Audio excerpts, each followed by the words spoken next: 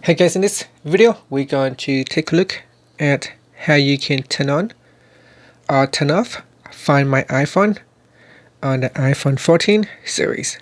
First, let's go back to the home screen by swiping up at the bottom of the screen. And on the home screen, tap on Settings. In Settings, tap on your Apple account profile at the top. In here, go down and tap on Find My.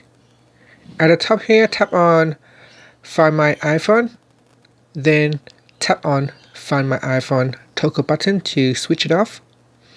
Once you turn off, it will ask you to put in the password.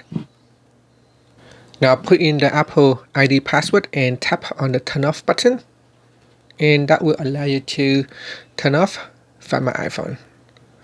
Once you turn this on off, you will not be able to lock or erase your device remotely, and you will not be able to find it.